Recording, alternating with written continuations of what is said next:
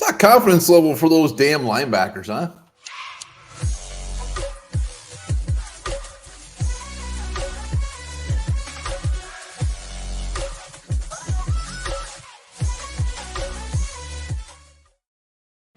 All right, welcome back to the Onebar and Lupagus show. I'm Onebar with Lupagus, and confidence level for the Vikings at the linebacker position.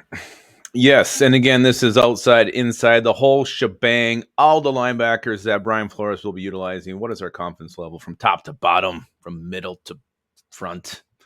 Before we get into that, be sure to subscribe to the channel, like the vids, comment as well, and become a YouTube member. Do it for us. Do it for your family. Do it for yourself. Do it for America. Do it for America. It's almost Independence Day. So, all right, we're going into this. You know, Flores' base is the 3-4, but we know he's going to be running a lot of 4-3 as well. But for the majority of it, we're just going to keep in mind with the 4 linebackers with the edge rushers. So our depth chart, Danielle Hunter, Jordan Hicks, Brian Asamoah, Marcus Davenport. Those are your Minnesota Vikings starting linebackers. Yeah, and the only question here is whether or not Danielle Hunter I got a lot of questions. What's going to happen here. I mean, is he going to hold out? Is he going to get dealt? I like to think the Vikings will get something done. I think that's what everybody kind of tends to want to happen. I want to see Danielle Hunter in this Brian Flores defense, because without him, this group really, really takes a nosedive. Well, and he's there, so I'm taking the equation. He's just here. I did. So that's my grade. My confidence is that he's here. Obviously, he's gone. Confidence goes out the shitter. It's out the window, and things are very bad. But he's here now, so let's just go with the fact that he's here. Yeah, so assume that he's here. Let's talk about the starters. So then Davenport, the big free agent signing, 1-year contract, kind of a prove-it deal. He's had some injury issues, but he's just dripping with potential and upside. So you got this guy. If this guy stays healthy, the Vikings are set on the outside if Hunter comes back.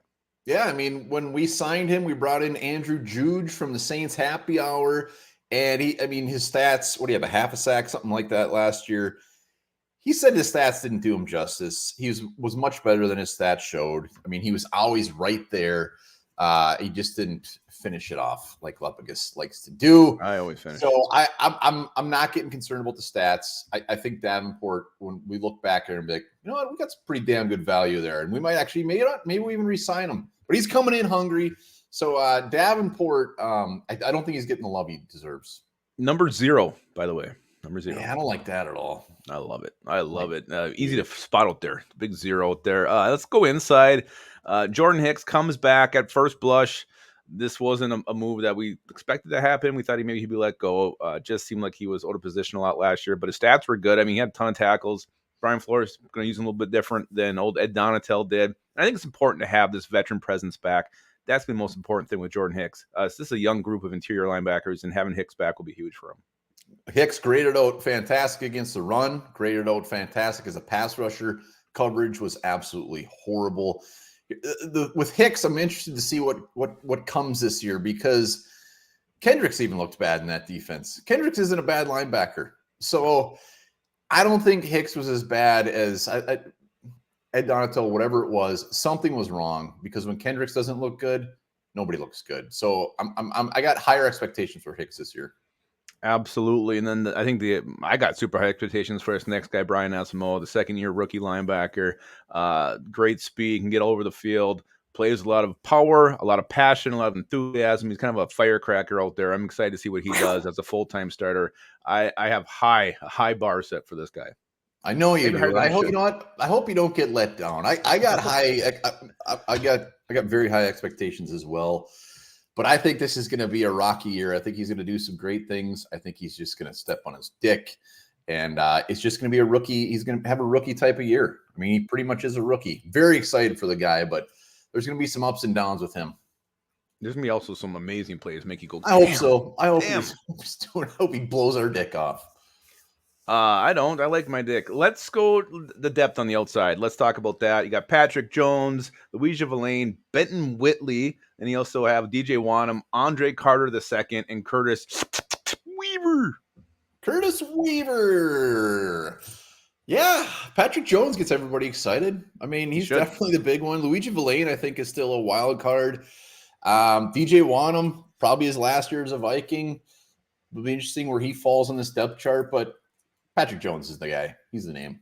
Yeah, he's the guy just rearing to break out. Third year, I think he Say showed a lot of rear. promise. Rear end's ready to break out of those pants. Good against the run, good against the pass. Patrick Jones, I want to see a lot more of him. And if we Flores is changing up these looks, we could see this guy all over the place. DJ Wanham, he's kind of everybody's surprise cut. You read those lists, you read those articles. DJ Wanham's always on the surprise cut list. I don't know. I mean, the guy still knows how to get after the passer. So I think in a contract year, he could definitely be a guy you want to keep on this team and just let him do his thing and rush the passer. One guy you didn't mention was Andre Carter, the big undrafted free agent signing the Vikings handed out $300,000 to. What's this guy's role going to be? Is he going to make the team? What are your expectations for Andre Carter? Andre Carter. I don't get too hung up on the whole what they threw at him. Wasn't very much anyway. I mean, yeah, it was in the large scheme of things, it's not very much money if they want to keep somebody else and just try to move on from him. So I don't think it by any means gives him a shoe-in to the roster. But yeah, I can't wait. I hope they hit on one of these guys with Ivan Pace, with an Andre Carter, even the Luigi Villains. I mean, let's get a late round dude or an undrafted free agent just comes in and shocks the pants right off us. Yeah, so outside, I feel pretty good about our outside linebacker. The starters, the depth, I feel pretty good. There's upside pieces down the depth chart, so I'm feeling real good about our outside linebackers. Yeah, and I think the Wanham surprise cut is more so the fact that they just want to keep some of these younger guys over Wanham. It's not that Wanham is not gonna make the team because he sucks. It's just there's only so many spots, and I think Wanham. I think that is valid. I think he could be a surprise cut. Well, and they know they're probably not going to re-sign him, so just let him go now. He can find his team and move on. Let him go. Let him go. Invest in a guy who's going to be here. With Marcus Davenport that we didn't talk about. I mean, the big part about Patrick Jones, Davenport is known to get hit with the old injury bug. So I'm glad they got guys like a Patrick Jones who could step in, and that might be a reason they want to keep a guy like DJ Wanham too. So Davenport, I think he's the wild card out of all this. Yeah, for sure. He definitely is. Let's move inside. Look at the depth here at inside. Troy Dye, Troy Reeder, Ivan Pace Jr., William Quenku, Wilson Huber, and Abraham Beauplan. Not great. Okay, so you got Troy Dye as one of the top backups. Who Troy Dye still looks like he should be like a long snapper out there or something. Hasn't done a whole hell of a lot in his career so far. Pretty good special teamer. That's about it. Troy Reeder's kind of evolved into a special teams player as well. Comes over from the Rams. I think he had one decent season, if I remember right. I don't have the stats pulled up, but I think he had one okay year. And then you got these undrafted guys, and then a second-year guy who was also undrafted. So as much as Ivan Pace Jr. excites me and excites a lot of our viewers, he's still an undrafted rookie free agent, has a long uphill climb to meet this team. And honestly, if Hicks or Asamoah gets hurt, this is a little bit scary. Yeah, and Troy Reeder, one video a couple months ago, I wasn't overly high or kind about Troy Reeder, and I went through the spanking machine in the comments. People were not being nice to me. And you know what? The more I look into Troy Reeder, I think he could be a pretty decent backup. If one guy goes down, I think Reeder would be the guy that goes in. I hope it's not Troy Dye. That guy sticks around like a zit on Lupagus' left butt cheek. He just never goes away, and I don't expect him to go away this year either. Becomes a scar. So, and special teams, I know we need some players there too. So a lot of these inside linebackers backups are going to be a bulk of our special teams, I think. Yeah, so the depth and inside is a lot scarier on the depth than the outside. I'm much more worried about an injury to the starter there than I am on the outside. So let's hope those two at the top, Asamoah and Hicks, can stay healthy. They don't seem concerned, though. They had many chances to get a very good inside linebacker in those first 4 or 5 rounds of the draft, and they just said, screw it. They continued to pass on them.